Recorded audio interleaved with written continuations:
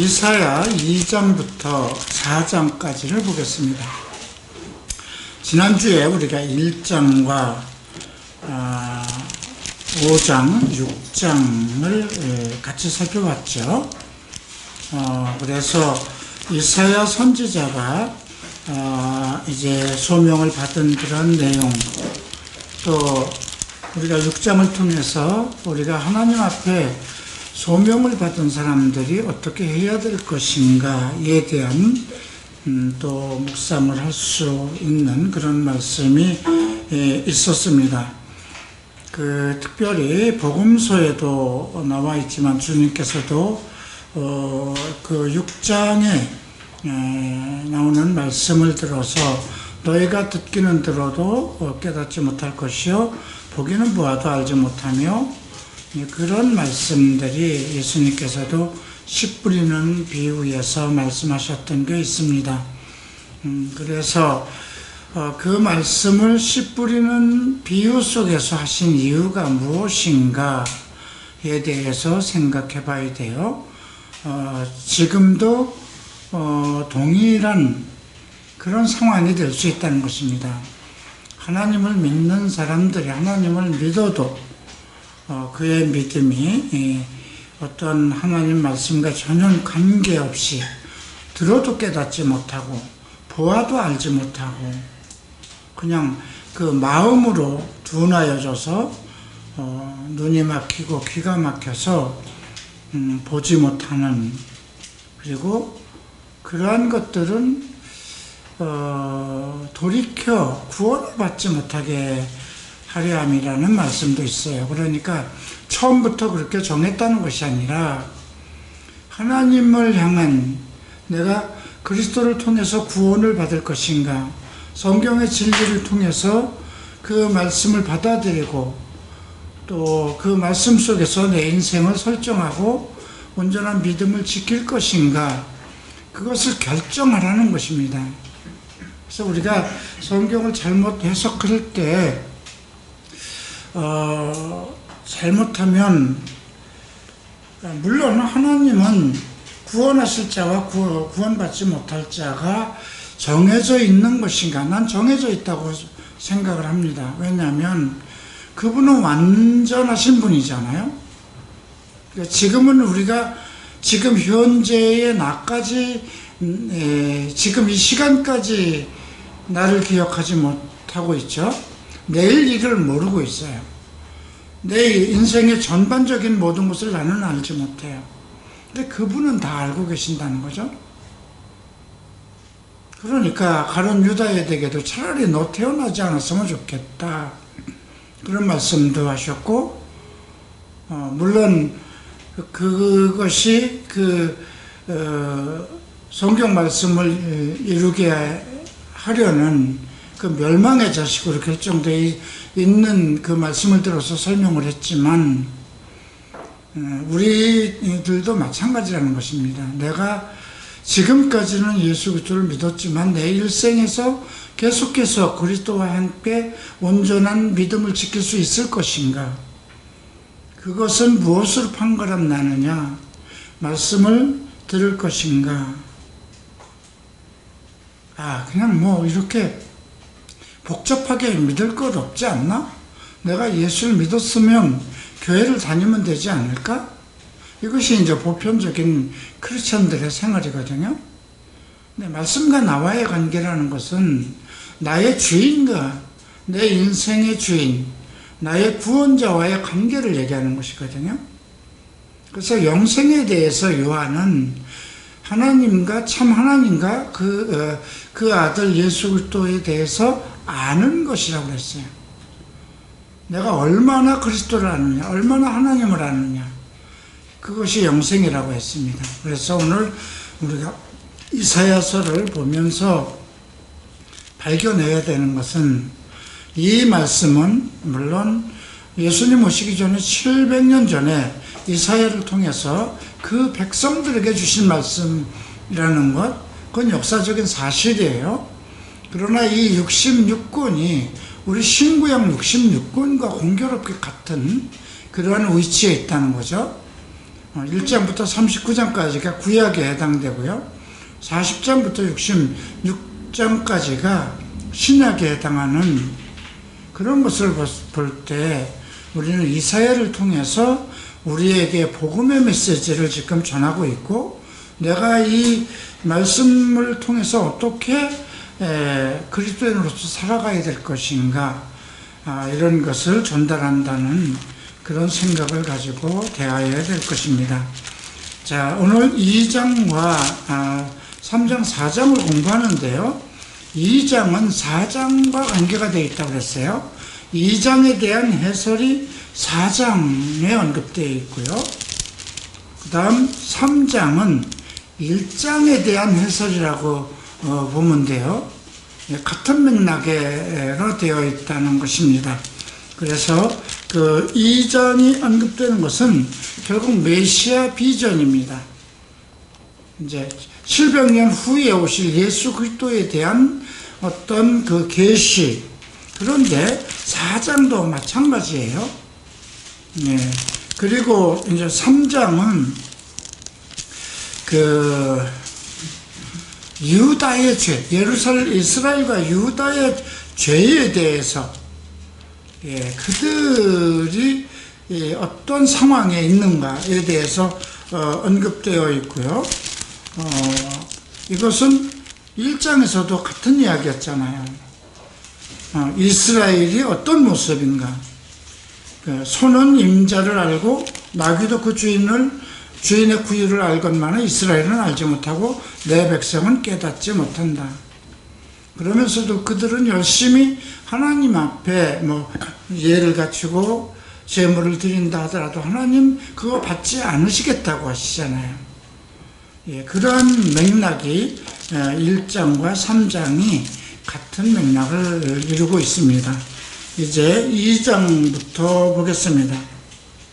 이것은 이제 그 메시아에 대한 계시이기도 하고요. 자, 2장 1절에서 아모스의 아들 이사야가 받은 바 유다와 예루살렘에 관한 말씀이다. 이 말씀 자체에서 우리는 이건 메시아에 관한 것이구나. 왜? 유다 지파에서 그 다윗 왕이 나오고요. 그 다음에 다윗 왕 지파에서 예수 그리스도가 오기로, 그건 계시잖아요. 그리고 예루살렘은 뭐예요? 하나님의 도성이에요. 그러니까 지금 1절 이사야가 받은 바 유다와 예루살렘에 관한 말씀이다. 이 말씀 자체에서 이것은 예수 그리스도와 그의 교회와 관련된 계시다, 이렇게 생각할 수 있죠. 말일에, 성경에서 말일이라는 말은 많이 기록되어 있습니다. 말일은 언제일까요? 사실 그리스도께서 오실 때부터 이제 그게 이제 복음의 은혜의 날이라고 그러는데, 예수님은 이제 또 신혼의 날에 대해서도 언급하셨어요. 이제 그거는 복수의 심판의 날이거든요. 말일은 그리스도께서 사실 오시는 날이기 때문에 믿는 자들에겐 복된 날이기도 해요. 근데 믿지 않는 자들에겐 심판의 날이죠.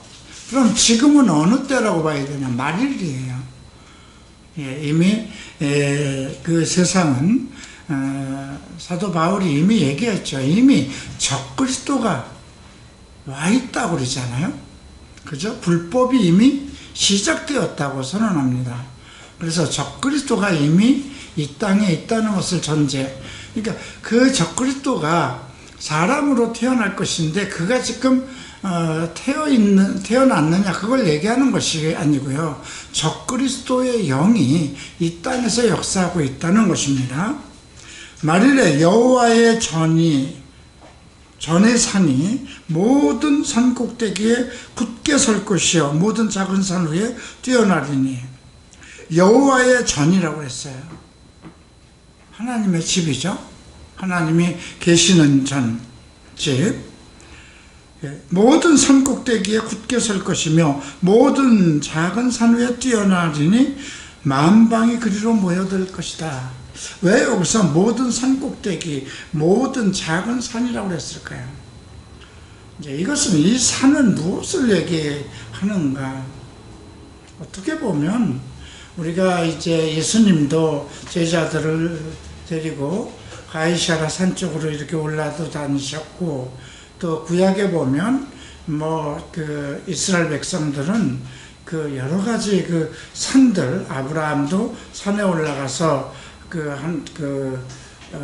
하나님의 이상을 바라보기도 하고, 그래서 산이라는 건 하나의 그 믿음. 그러면 산 꼭대기라 그러면 믿음의 정상. 여기서는 모든 종교라고 보는 게 좋겠죠. 여호와의 전의 산이 모든 산 꼭대기에 굳게 설 것이요. 여호와의 전의 산이라고 그랬어요. 그러니까 이건 좀 특별한 의미가 있는 것이죠. 작은 산 위에 뛰어나르니 만방이 그리로 모여들 것이다. 이제 메시아 시대를 언급하는 것입니다. 많은 백성이 가며 이르기를 오라 우리가 여호와의 산에 오르며 야곱의 하나님의 전에 이르자. 그가 그의 길을 우리에게 가르치실 것이라. 그의 길. 모든 사람들이 이제 여호와의 산, 야곱의 하나님의 전으로 가자. 사마리아 여인에게 예수님께서도 이 산으로도 말고 예루살렘으로도 말라고 그랬죠. 그러나 예수님은 우리는 아는 것을 믿고 너희는 알지 못하는 것을 섬긴다, 이런 얘기를 하셨어요. 그래서 우리가 여기서 그가 그의 길을 우리에게 가리킨다는 건 우리가 그의 길로 행하리라, 가리키고 그 길로 행하리라.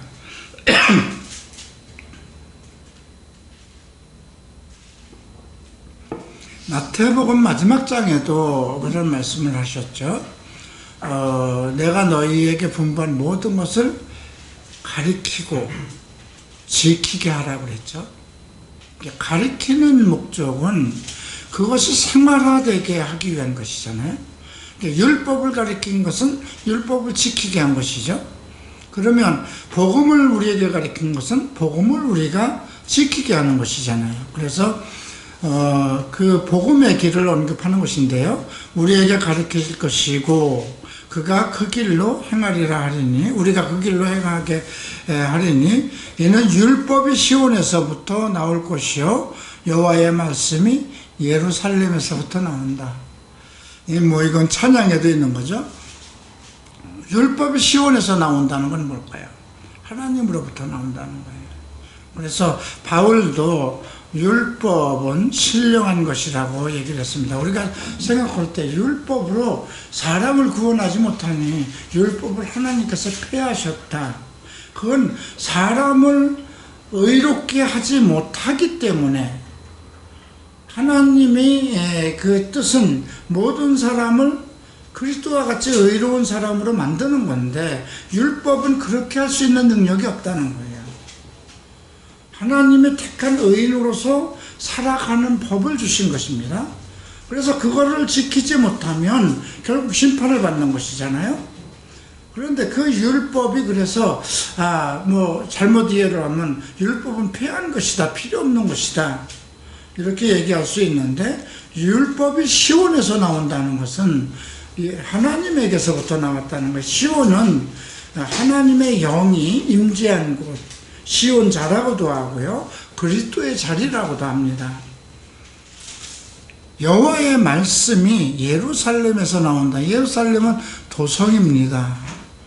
그래서 예수님께서도 사마리아 여인에게 우리는 아는 것을 믿고 너희는 알지 못하는 것을 믿는다, 이런 말씀을 하신 거죠. 그가 열방 사이에 판단하시며 많은 백성을 판결하시리니 무리가 그들의 칼을 쳐서 보리숲을 만들고 그들의 창을 쳐서 낫을 만들 것이라. 이 나라와 저 나라가 다시는 칼을 들고 서로 치지 아니하며 다시는 전쟁을 연습하지 않는다. 전쟁을 연습하지 않는다는 건 군대가 없다는 것입니다. 군대 훈련을 하지 않는다는 거죠.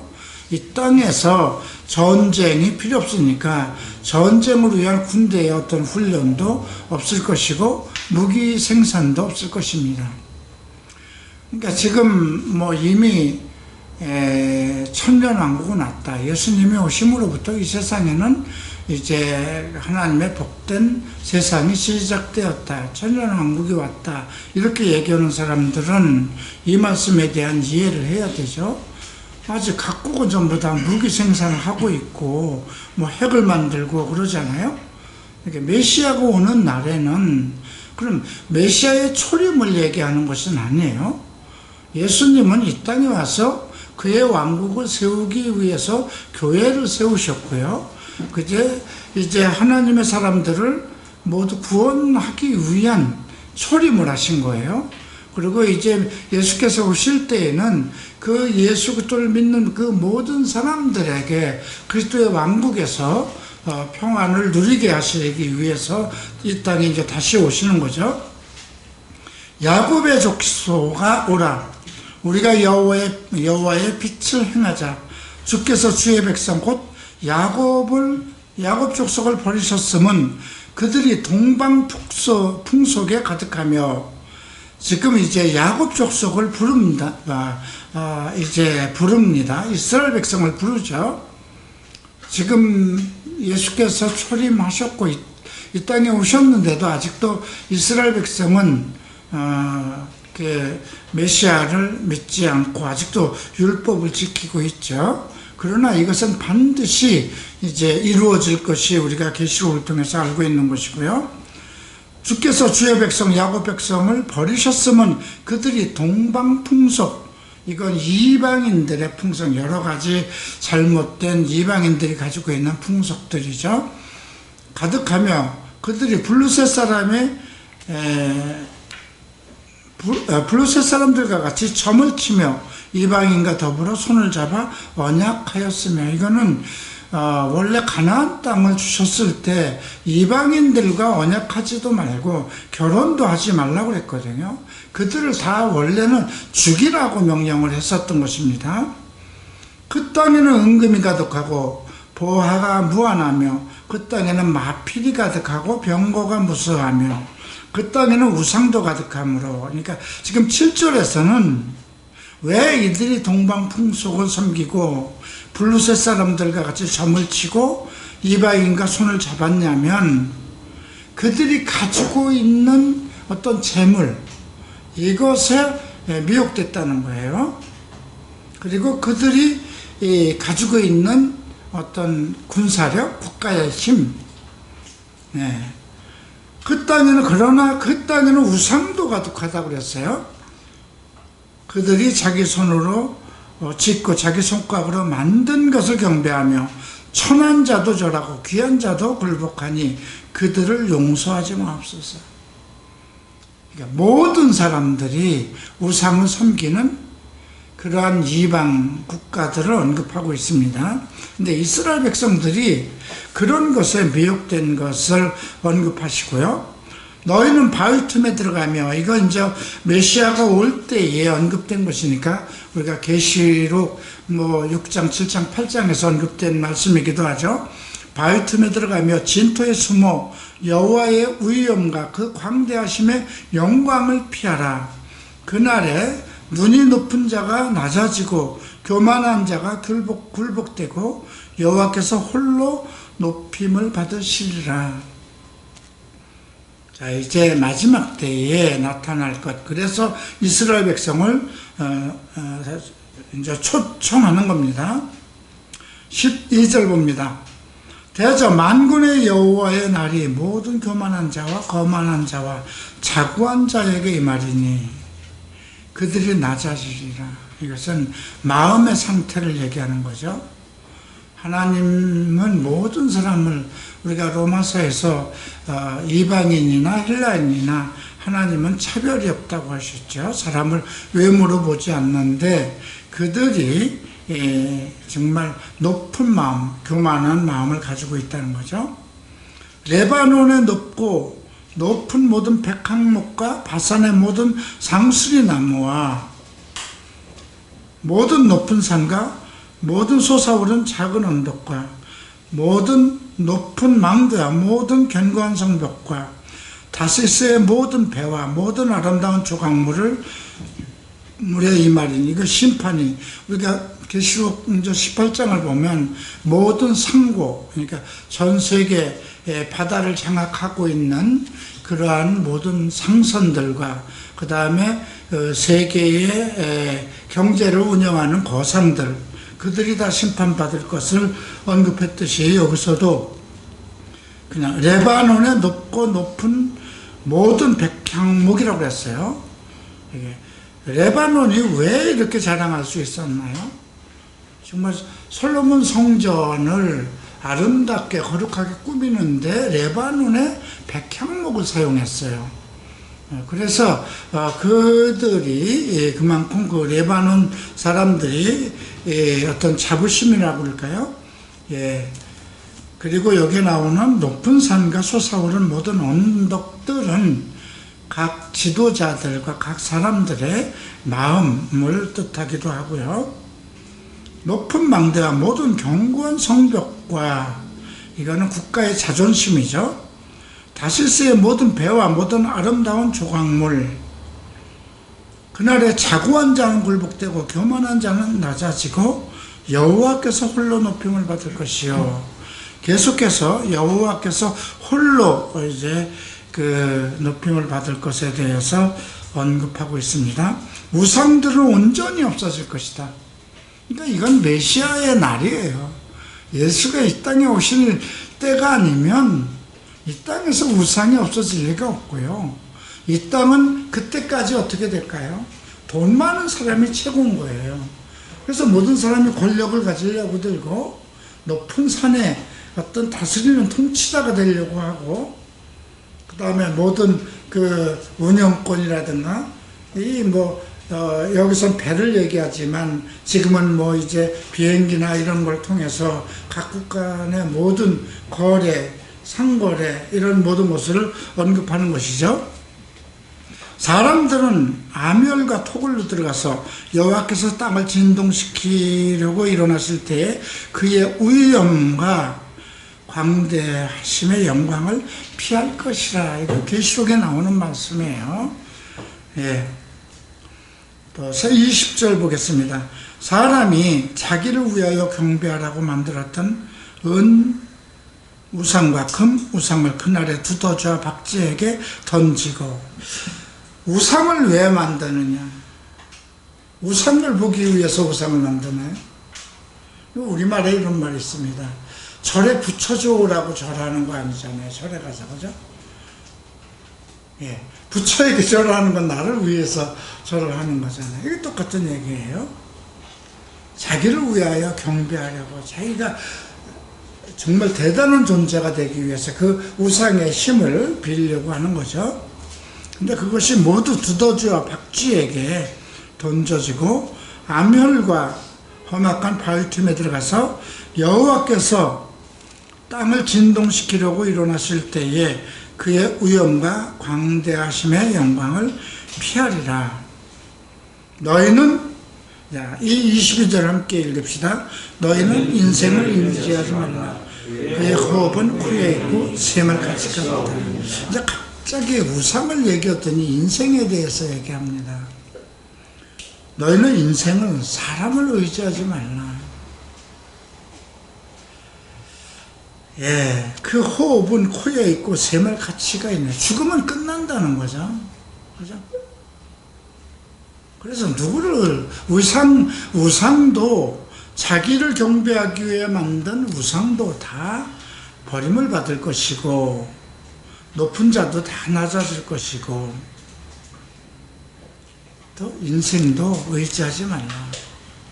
이 장이 주관하는 것은 이제 메시아 날, 그날 말일에 오실 예수 그리스도 오직 그분을 의지하라. 그래서 이 장은 메시아에 대해 비전, 즉 말일에 있을 이스라엘 백성들에게 주는 메시아의 비전입니다. 자, 이제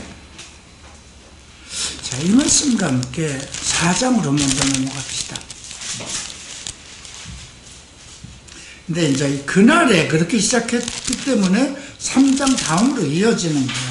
3장에는 이제 이스라엘의 어떤 잘못된 여러 가지 문제점들을 이제 언급을 해요.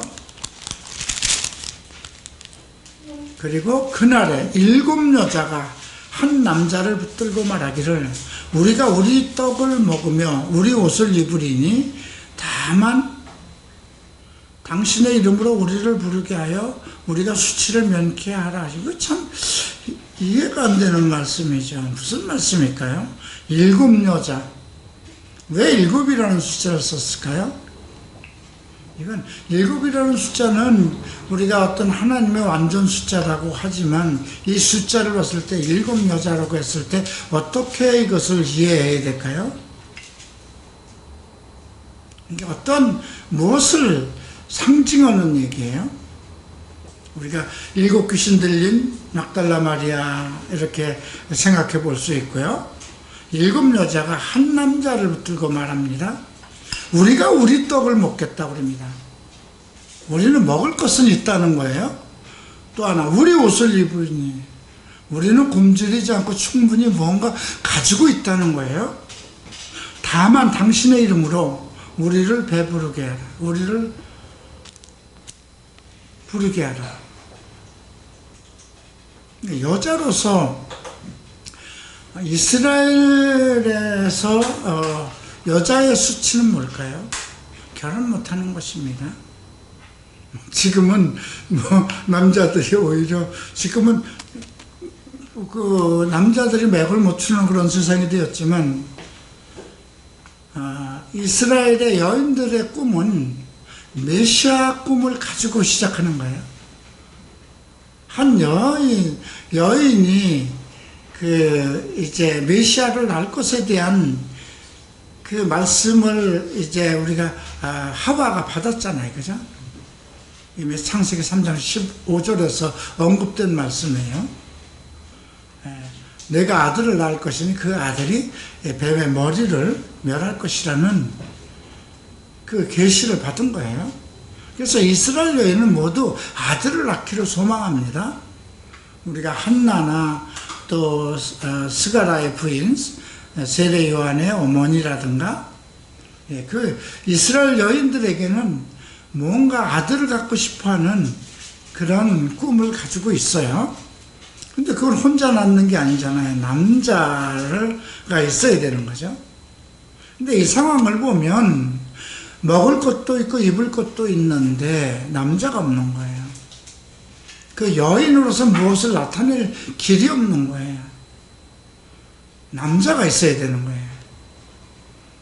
당신의 이름으로 우리를 부르게 하라. 우리가 수치를 면하게 하라. 우리가 이제 라헬이 자식을 못 낳았어요. 그죠? 그래서 야곱에게 가서 나도 자식을 나도 아들을 낳게 해달라고. 그러니까 야곱이 화를 내죠. 내가 신이냐? 내가 자식을 어찌 낳게 할 수 있느냐? 이런 말까지도 하죠. 한나도 자기 남편에게 그랬어요. 근데 우리가 이스라엘 여인에게 자식을 낳지 못한다는 것은 아주 큰 수치 중에 하나죠. 근데 왜 이런 말씀을 했을까요? 이게 다른 주석들을 보면은요, 이게 이제 종말의 시대에 이스라엘 백성이 남자들이 전부 다 전쟁터에 가서 너무나 많이 죽었다는 거예요. 그렇기 때문에 이런 현상이 일어났다. 뭐 그렇게 볼 수도 있어요. 근데 그런 현상을 이렇게 어려운 말로 썼을 리가 없어요. 그죠? 또 그렇게 남자들이 몽땅 전쟁터에 나가서 죽었기 때문에 어떤 사건이 있었다는 그런 이야기들이 이스라엘 역사책에 나오지가 않아요. 이제 한 가지 나오는 그런 부분은 있어요. 이제 그건 역사 속에서, 그래서 이제 그 한 족이, 한 족속 이스라엘 한 지파가 없어질 것 때문에 그 여자들을 보쌈해서 데리고 오는 그러한 내용도 우리가 이제 구약에서 살펴봤지만, 이거는 지금 말일에 있을 일들에 대한 특별한 계시예요. 그리고 앞에서 이미 어떤 이야기를 했나요? 2장에서 모든 자고한 것은 다 교만하고 자고한 것은 다 낮아질 것이고 우상들도 없어질 것이고, 근데 이런 것들이 언급된 상황이에요. 그리고 여기 보면 레바논의 높고 높은 모든 백향목과 바산의 모든 상수리나무와 모든 높은 것들, 모든 높다는 것은요, 이스라엘이나 뭐 고대 역사 속에서는 남자들을 중심으로 일어난 모든 그 정치, 경제 이런 것을 얘기하는 것이거든요. 그런데 지금 4장에서 7 여자가 한 남자를 붙들고 말한다는 것은 이만큼 이제 뭐라고 할까요? 이 세상을 이끌고 가야 할 어떤 종교적인 지주, 리더가 없다는 것입니다. 그래서 이 7 여자를 어떻게 봐야 될 것인가? 뭐 교회로 봐도 돼요. 이제 예수님이 오셨을 때 이스라엘에 유대인의 교회가 있었어요. 그런데 이스라엘을 이끌고 갈 수 있는 능력을 상실했어요. 그냥 종교였어요. 하나님의 말씀이 없었어요. 하나님의 말씀도 없었고 계시도 없었어요. 그들에게 하나님의 말씀이 있었고 계시가 있었다면 메시아 예수 그리스도를 그렇게 박대하고 십자가에 내어주지 않았을 거예요. 하나님의 말씀이 그들과 함께하고 있지 않았었어요. 그래서 하나님께서 지금 이제 이 말씀은 이제 지금 오늘로 얘기를 한다면, 지금 이 시대로 끌어와서 얘기한다면, 이 땅에 수많은 교회가 있는데, 그 교회들의 그 주권이 없다는 것이에요. 교회의 주인은 예수 그리스도잖아요. 그죠? 너무 먹을 것도 많고 입을 것도 많고 부유해요. 그럼에도 불구하고 교회라고 말하기가 부끄럽다는 거예요.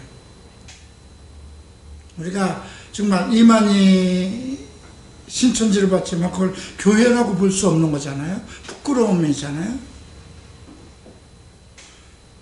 또 대형교회들도 마찬가지예요.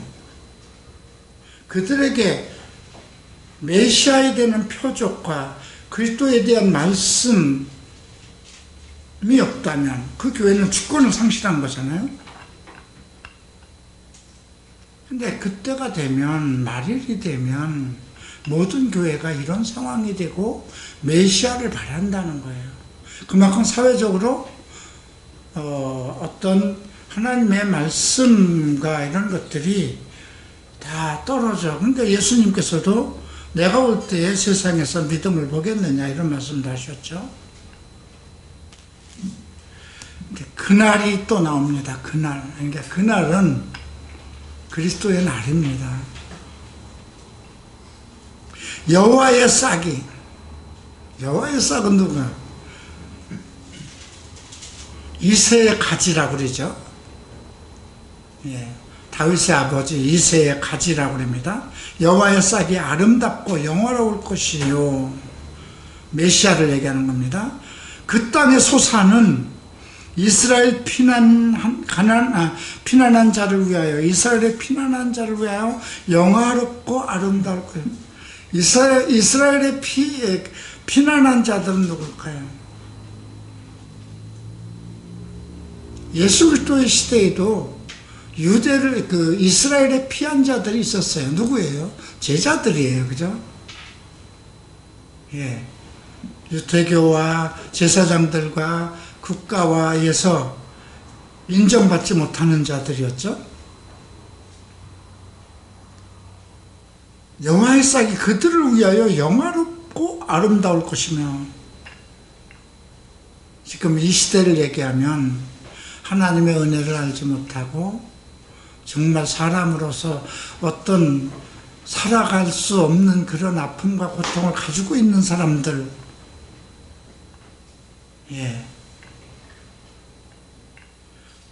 자, 근데 시온에 남아있는 자라고 합니다.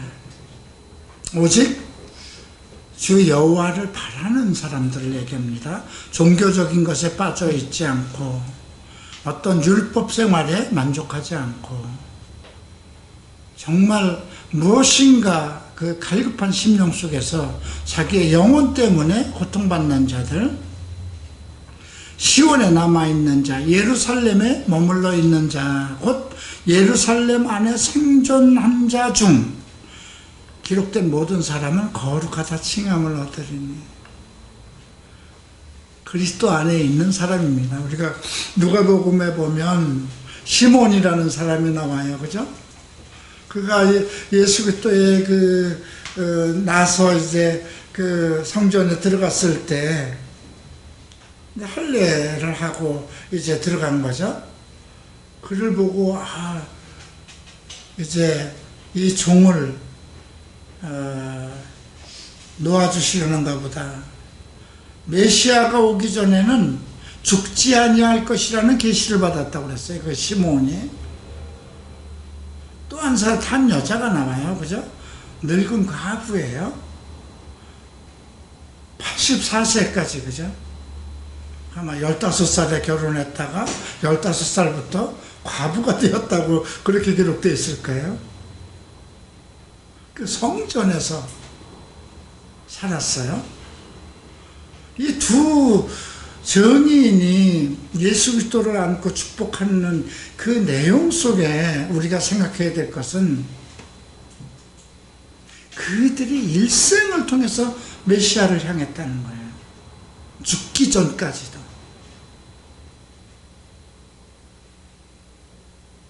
요즘 제가 복음서 다시 책을 만들 준비를 해서 마태와 마가는 다 정리를 해서 됐고, 이제 누가복음을 다시 지금 정리하고 있어요. 근데 그 전에 볼 때는 그런 것이 다가오지 않았어요. 근데 지금 내가 나이가 들다 보니까 그 내용이 살아 들어오는 거예요.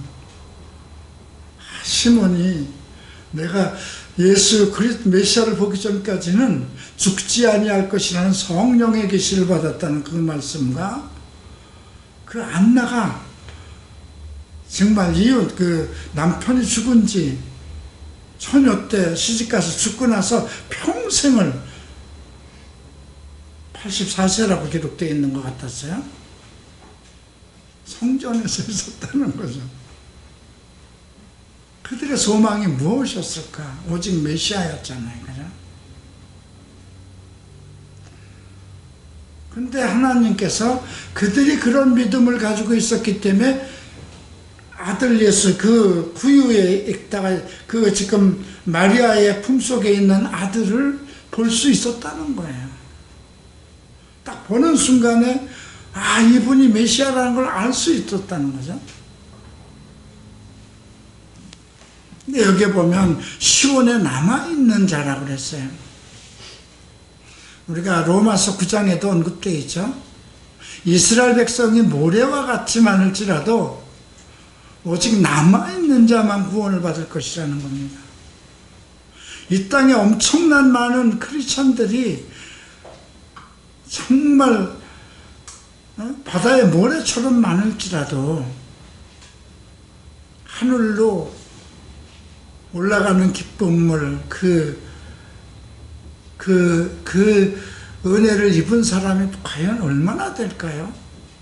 너희의 의가 저 서기관의 의보다 못하면 결탄코 천국에 들어가지 못한다고 그랬어요.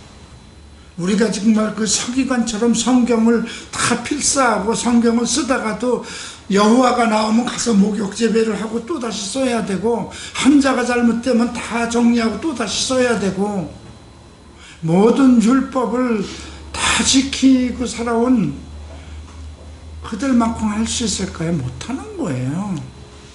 그런데도 예수님께서 요구한 건 서기관의 의보다 나아야 된다. 그건 방법은 하나밖에 없는 거잖아요. 오직 예수 그리스도를 믿는 믿음으로, 그죠? 그래서 오늘 이 3절에서 시온에 남아있는 자, 예루살렘에 머물러 있는 자, 곧 예루살렘 안에 생존자 중, 지금도 우리에게 아주 각별한 은혜가 되는 말씀이죠. 기록된 모든 사람은, 계시록에도 나오죠.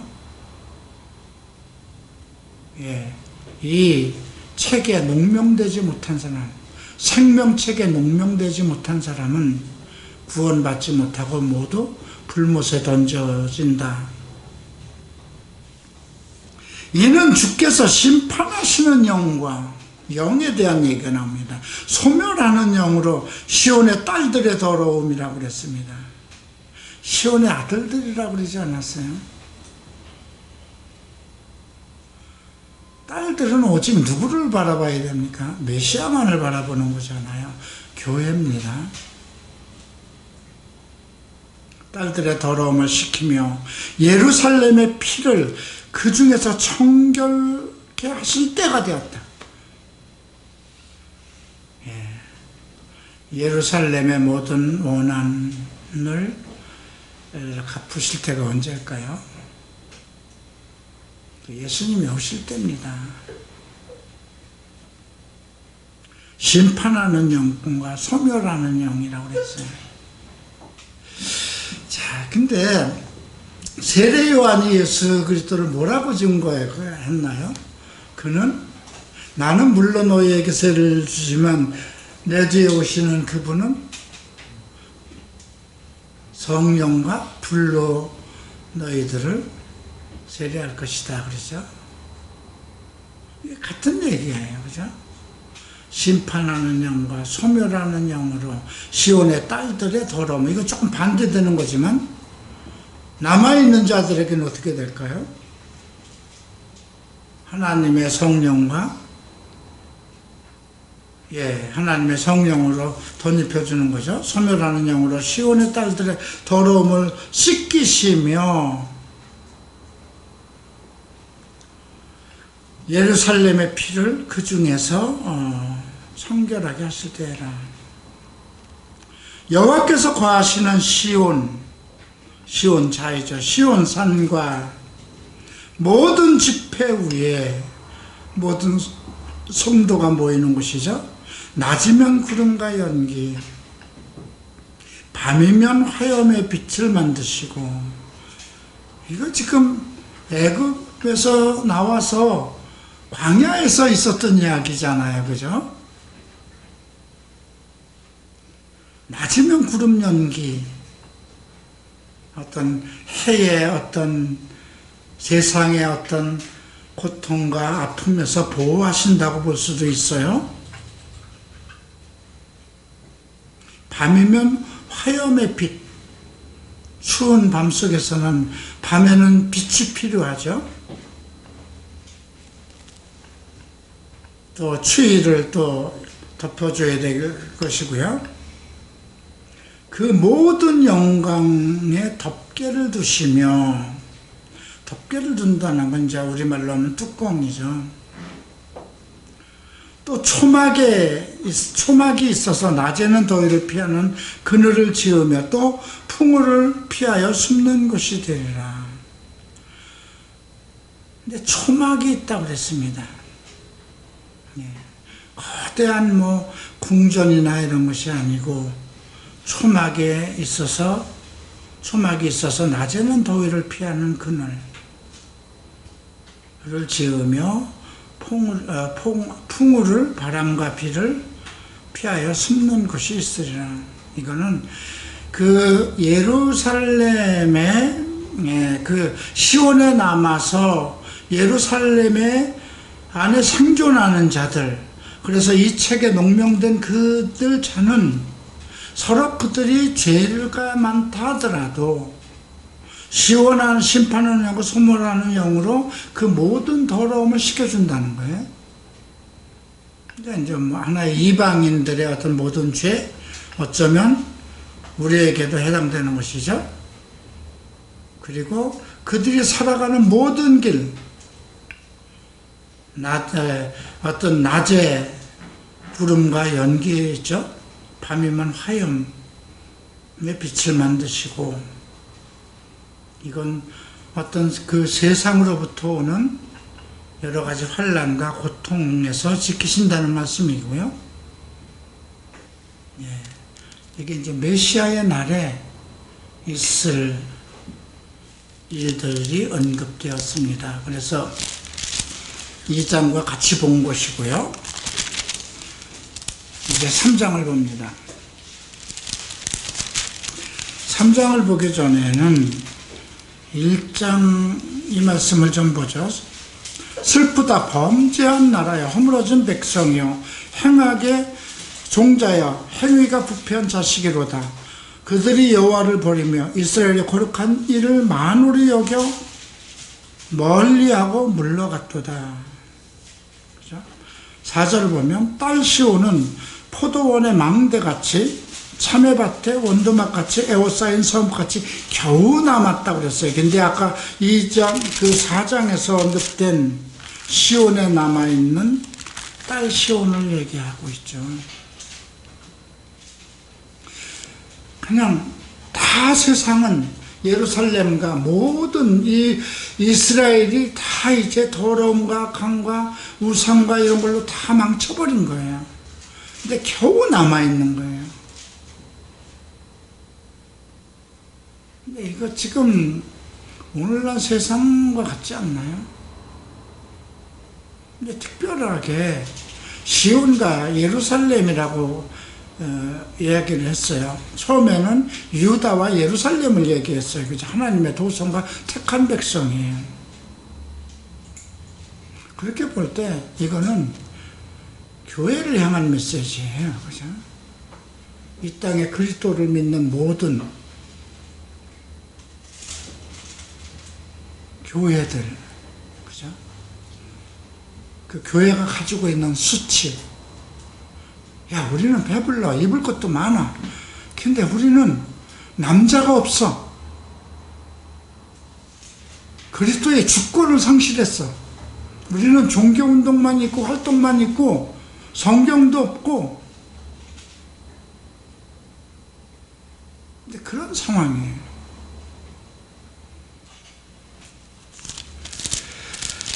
3장을 봅니다.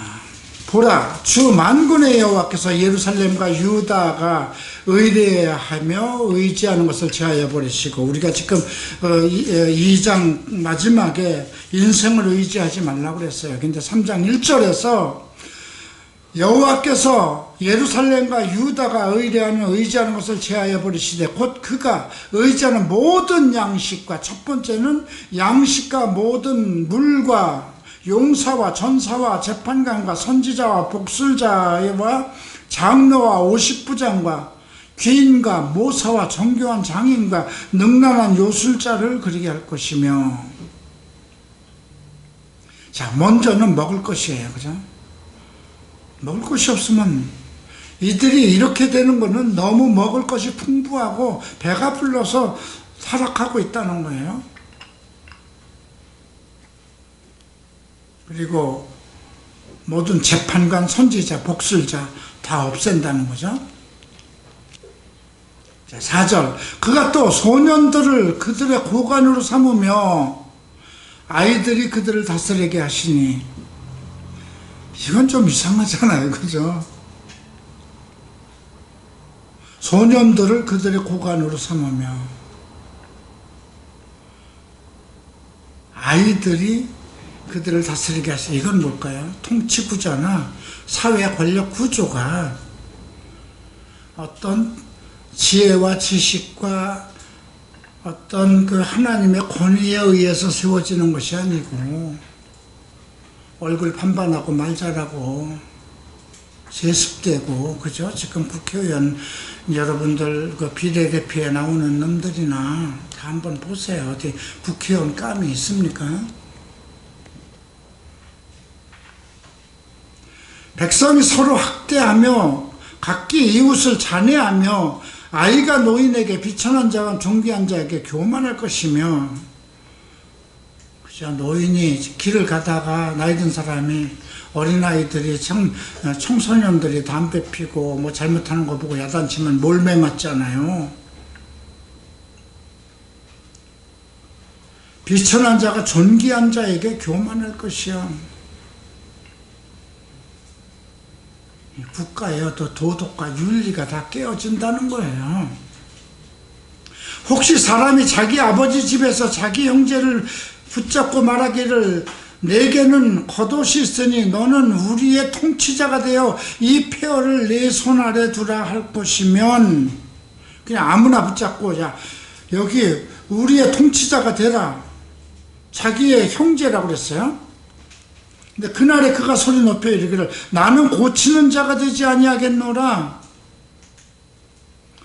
내 집에는 양식도 없고 의복도 없으니 너희는 나를 백성의 통치자로 삼지 마라. 이건 뭐예요? 돈 있는 놈들만 우치로 좋은 자리에 앉을 수 있다는 거예요. 그러니까 내 집엔 양식도 없고 의복도 없고, 그러니 나를 통치자로 잡지 말라는 거예요. 돈 많은 놈들이 다 그의 자식들로 전부 다, 예수님이 이미 하신 말이에요.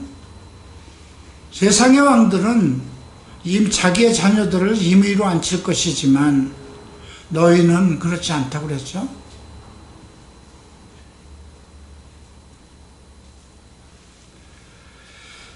자, 8절. 예루살렘이 멸망하였고 유다가 엎드러졌으면 그들의 언어와 행위와 여호와를 거역하며 그의 영광의 눈을 범하였다고. 제일 먼저 언어를 얘기합니다. 말. 무엇을 말하느냐 이거예요. 이스라엘 백성은 당연히 무엇을 먼저 말해야 돼? 하나님을 얘기해야 됩니다. 우리 그리스도인들은 먼저 하나님과 그리스도를 말해야 되는 거예요. 우리의 삶의 주권과 모든 것이 우선순위가 그리스도가 하나님이거든요. 그런데 그들의 언어는 세상 속에 있었던 거예요. 자, 우리도 보세요. 온전히 하나님의 말씀과 관계 없었을 때는 우리의 언어가 세상에 있었어요. 그죠? 모든 말하는 것이 돈과 어떤 육신의 정욕과 목의 정욕에 관한 거였잖아요. 하나님의 백성의 언어는 하나님과 관계가 돼야 되는 거잖아요. 그래서 먼저 언어가 나와요. 그 다음에 행위. 말은 행동으로 이어지는 거죠.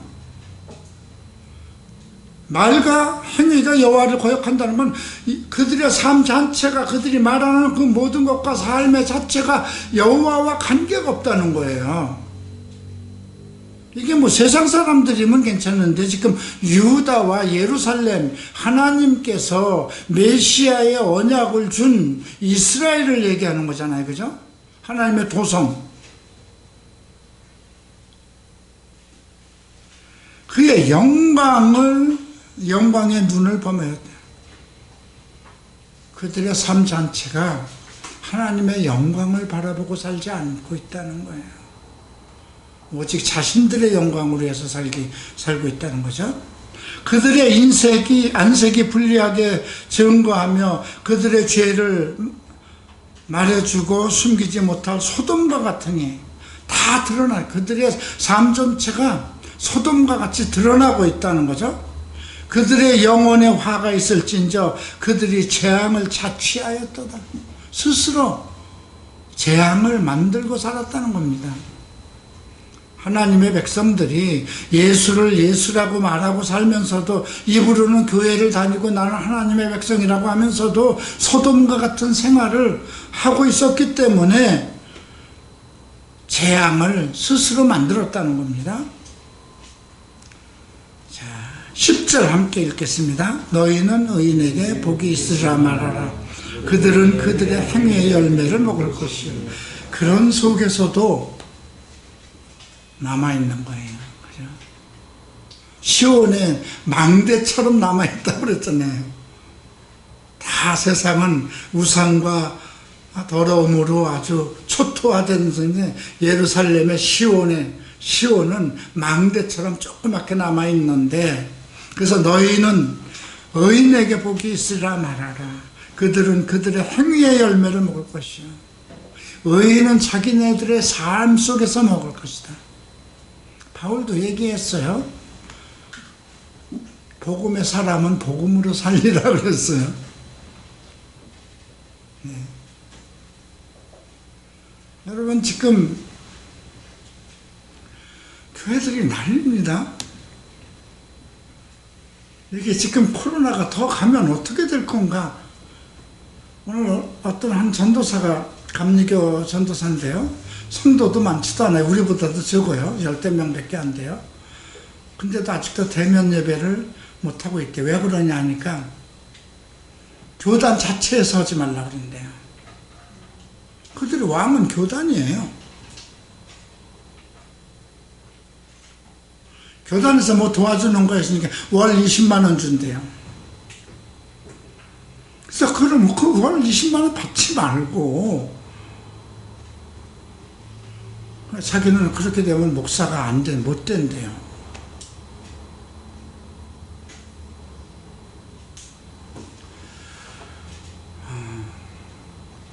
300명이 되는 교회는 50명도 교회를 안 나온대요. 그 속에 청년은 하나도 없대요. 그 50명은 교회 스텝만 나오는 거예요.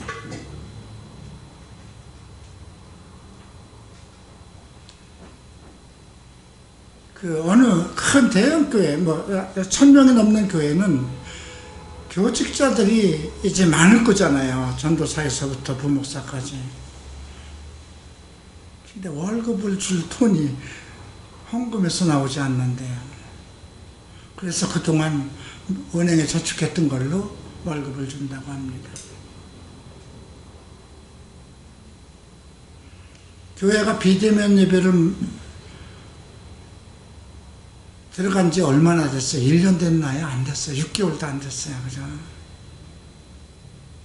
근데 이거 1년, 2년 가면 어떡해요? 이번 추석으로 인해서 서울에 수백 명이 만약에 다시 또 200명, 300명 나타나고요. 어느 교회가 뻥 터지면 어떡해요?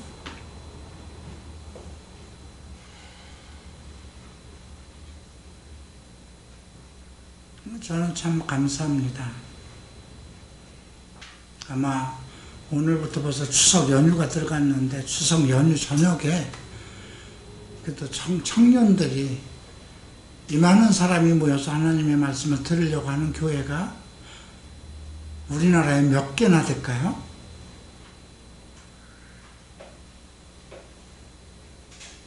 우리 교회가 어떻게 운영될까 한번 생각해 보세요. 월 600만 원의 지출이 돼야 돼요. 거의 600 정도가 돼요. 600이 되려면 20만 원씩 헌금하는 사람이 30명 있어야 되는 거예요. 과연 우리 교회에 20만 원 정도의 헌금하는 사람이 얼마나 있을까 한번 세어보세요. 그럼에도 불구하고 주님은 우리 교회 재정 문제를 지켜주셨어요. 그것은 내가 새롭게 여러분들 사역을 하면서 하나님에게 이것만은 좀 해주십시오. 나는 더 이상 교회 재정 문제로, 나는 그냥 오늘 한 끼 먹을 것이 있으면 되고 잠잘 자리만 있으면 됩니다. 나는 내가 누구를 돌봐야 가족이 없으니까 나는 먹을 것은 오늘 잠 먹을 것과 입을 것이 있으면 됩니다. 그러나 교회 재정으로 내가 고통받지 않게 해주십시오. 그 기도한 이후 지금까지 8년 동안 한남동에 산 거니까 벌써 10년이 됐군요. 여기 와서 7년이니까요. 한 번도 하나님은 재정의 문제로, 여러분 한남동에는 지금 여기 나온 숫자보다도 없었어요. 지금도 마찬가지예요. 우리 교회가 지금, 우리도 지금 비대면 예배 시작되면서 점점 줄고 있지 늘지는 않아요. 그죠?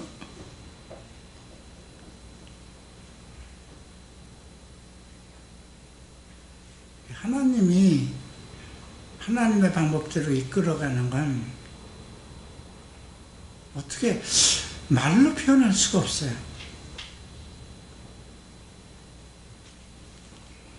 계속해서 봅니다. 그래서 의인에게 복이 있으리라 말하라. 그들은 그들의 행위의 열매를 먹을 것이요 악인에게는 화가 있으리니 이는 그의 손으로 행한 대로 그가 보응을 받을 것이라.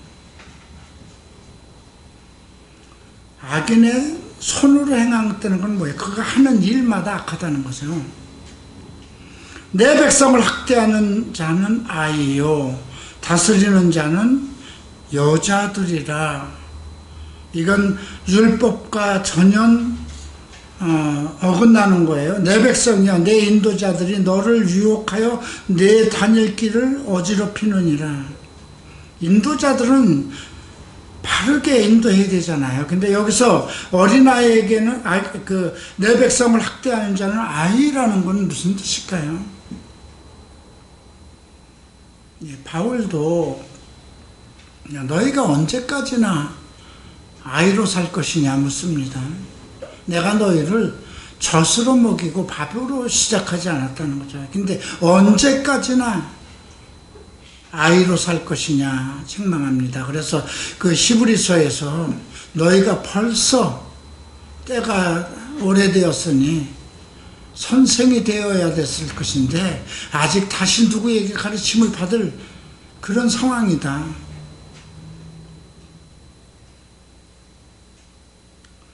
다스리는 자가 여자가 돼서는 안 돼요.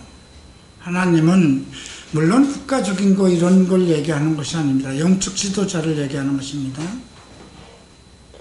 근데 한국에는 지금 살아남는 교회가, 작은 개척교회는 전부 다 여목사들은 살아간대요. 왜 여목사들은 살아갈까요? 가난한 집도 어머니가 계신 집은 잘 그냥 밥을 먹고 살아가요. 우리말에 그런 말이 있죠. 과부는 쌀이 서말이고 호래비는 뭐가 서말이라고요? 이가 서말이라고 그래요. 내 인도자는 너를 유혹하여 내가 다닐 길을 어지럽힌다. 인도자가 사람을 혼란스럽게 한다는 거죠. 자, 그러니 변론하자 이거예요. 여호와께서 변론하러 일어나시며 백성을 심판하시라고 서시도다.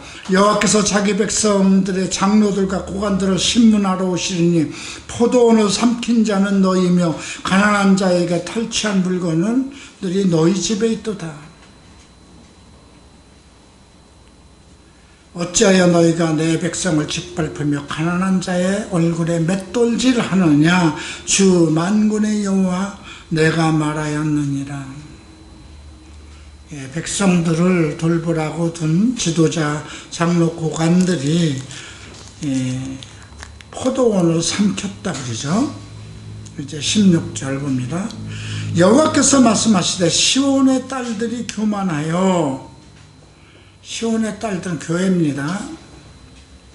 느린 목 정을 통하는 눈으로 다니며, 외간 남자를 보러 다니는 거죠.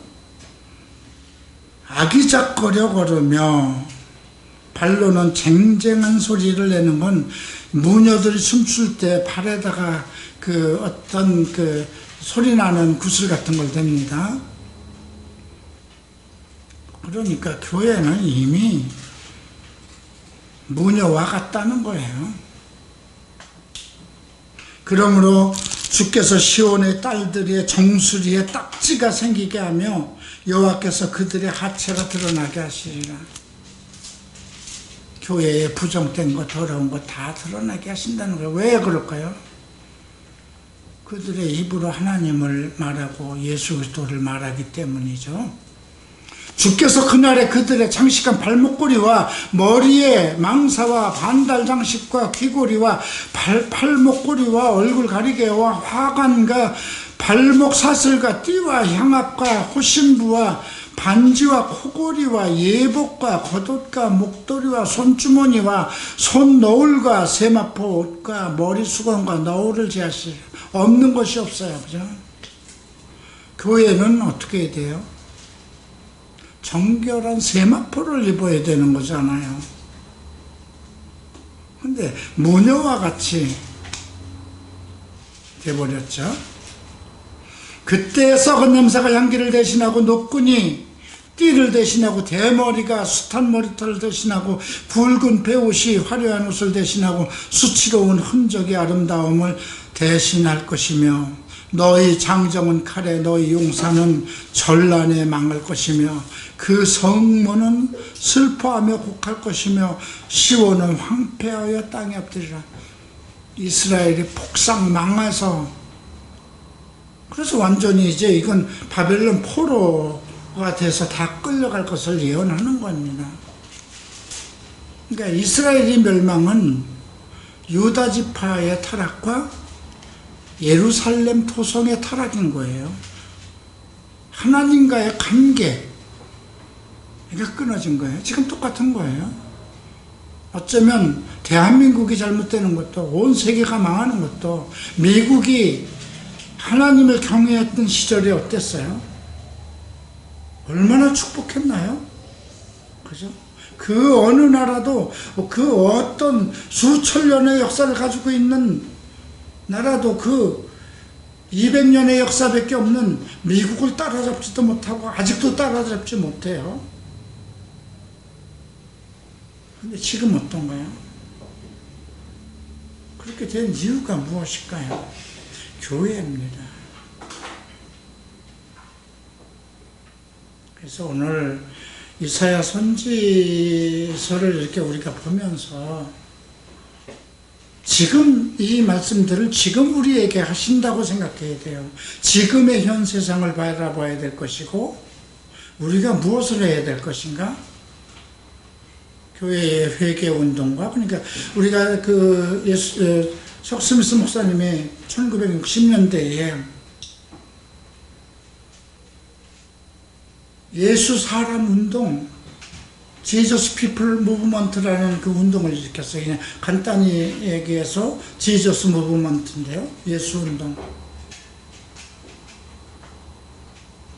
천 목사도 대단한 정말 부귀한 집에서 그 사모도 정말 넉넉하고 아버지 때부터 좋은 믿음을 가지고 있는 그런 아주 침례교회 아주 고루한 경건주의자였어요. 그 시대에 미국이 정말 혼란에 빠지고 완전히 사탄 문화권에서 젊은 애들이 타락해 나가고 뭐 그때에 뭐 UFO와 어떤 교신하겠다는 사람들 마약 그다음에 인도까지 가서 힌두교의 어떤 그런 동방 신비를 연구하고 그게 1960년대에 일어났습니다. 그것을 뒤집었던 거죠. 석 스미스 목사죠. 지금 그 하베스트하고 또 믿음의 모험이라는 그 영상으로 나온 거고 자막으로 된 걸 오늘 다 교정 마감했어요. 그래서 그 하베스트 뒤에 믿음의 모험이라는 자막으로 된 그것을 같이 합쳐서 이제 곧 출판 10월 달에 나올 겁니다. 나는 한국에서 나온 책이 있었는데 그걸 일본에서 하베스트를 봤기 때문에 상당히 그 당시 큰 은혜를 받고 갈보리 채플에 대한 자부심을 가졌는데 지금 이 책을 다시 교정하면서 와, 이것은 정말 하나님의 위대함이 아닌가. 이 갈보리 채플을 통해서 하고자 하는 하나님의 그 사역이 무엇인가. 그 믿음의 그 모험이라는 그 비디오를 자막을 친 그 내용 맨 뒤에 보면 갈보리 채플의 미래에 대해서 나와요. 염려하는 것이 교단주의예요. 갈보리 채플이 교단처럼 될 것 같다. 근데 지금 그런 상황이 돼 있어요. 코스타 메사가 중심으로 됐던 것이 둘로 나누어졌죠. 제자들 교회와 코스타 메사와. 근데 청 목사의 제자들도 다 나의 또래이기 때문에 이제 곧 다 떠나요. 그럼 그 다음 세대에 어떻게 될지, 지금 그 다음 세대에서 수백 명, 수천 명이 세계로 나가서 교회를 개척한다는 소리는 안 들리고 있어요.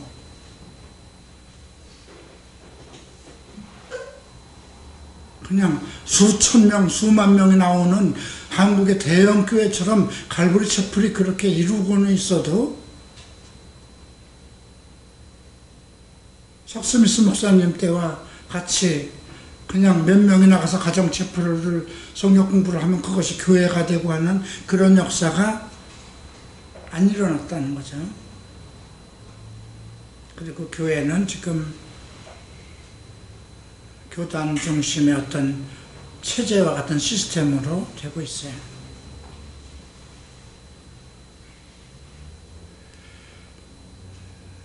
그래서 오늘 우리가 우리에게 주신 소명은 무엇인가? 미국은 미국이에요. 우리는 우리입니다.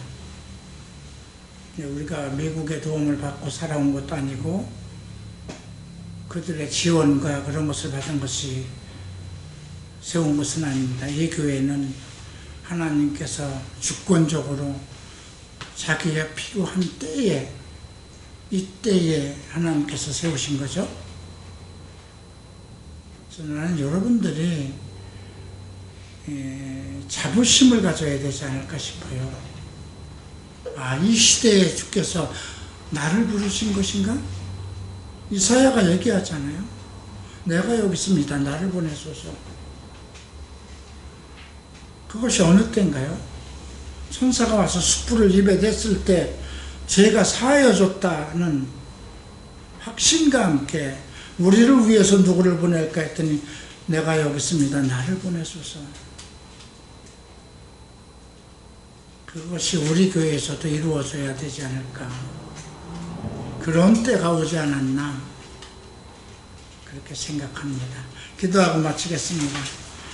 존귀하신 주님 감사합니다. 오늘 이사야서 2장, 3장, 4장을 통해서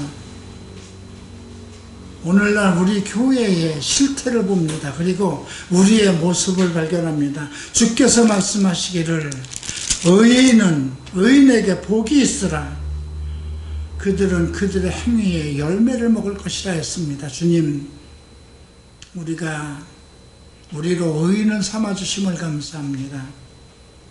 우리가 보잘것없고 정말 자랑거리 없고 손가락질 받던 그런 죄 중에 있던 사람에게임에도 불구하고 우리를 이스라엘의 남은 자로 삼아주셨사오니 우리의 의가 우리의 자랑이 되지 않고 오직 그리스도의 의로서 살아가게 하소서. 예수 그리스도 이름으로 기도합니다. 아멘.